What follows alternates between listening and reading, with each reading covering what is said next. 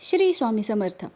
आजच्या व्हिडिओमध्ये आपण प्रदोष म्हणजे काय, प्रदोषची व्रतकथा काय आहे आणि किती प्रकारचे प्रदोष असतात, संपूर्ण माहिती पाहणार आहोत। व्हिडिओ शेवटपर्यंत नक्की पहा।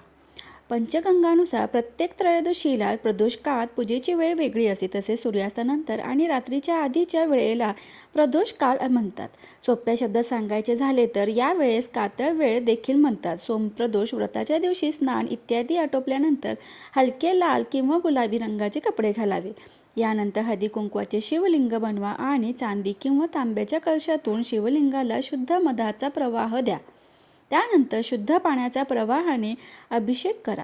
दर महिन्यात 2 प्रकारच्या एकादशी असतात। त्याच प्रकारे 2 प्रकारचे प्रदोष देखील असतात। त्रयोदशीला प्रदोष म्हणतात। एकादशीला विष्णू तर प्रदोषला महादेवांशी संबंधित असल्याचे सांगितले जाते। या दोन्ही व्रतांमध्ये चंद्रदोष दूर होतो असं सांगितले जाते। प्रदोष व्रतकथा काय आहे ते पुढे पाहूया।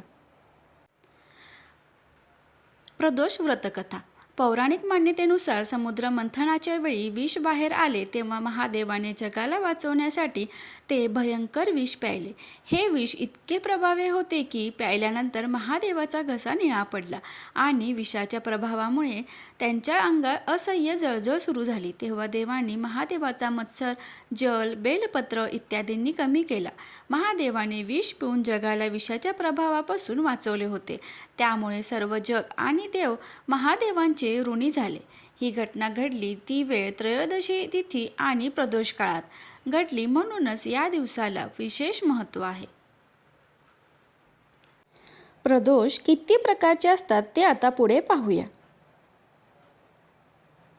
प्रदोष व्रत भगवान शिवाला प्रसन्न करण्यासाठी अतिशय पवित्र मानले जाते, जे दर महिन्याला 2दा शुक्ल आणि कृष्ण पक्षात येतात। त्रयोदशी तिथीला पाळले जाते।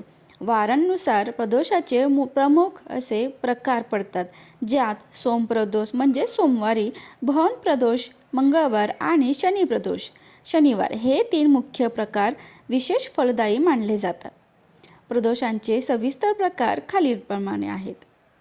सोमप्रदोष सोमवारी येणारा प्रदोष जो सुख शांतीसाठी पाळला जातो। भौमप्रदोष मंगळवारी येणारा प्रदोष जो आरोग्य आणि कर्जातून मुक्तीसाठी विशेष मानला जातो। आणि शनिप्रदोष शनिवारी येणारा प्रदोष जो सुख, समृद्धी आणि संकटे दूर करण्यासाठी पाळला जातो।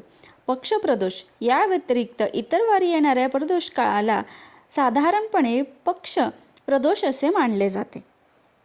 काय आहे त्याचे महत्त्व ते पुढे पाहूया।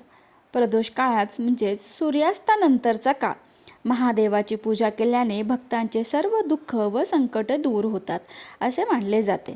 हे व्रत एकादशीनंतर येणाऱ्या त्रयोदशीला केले जाते।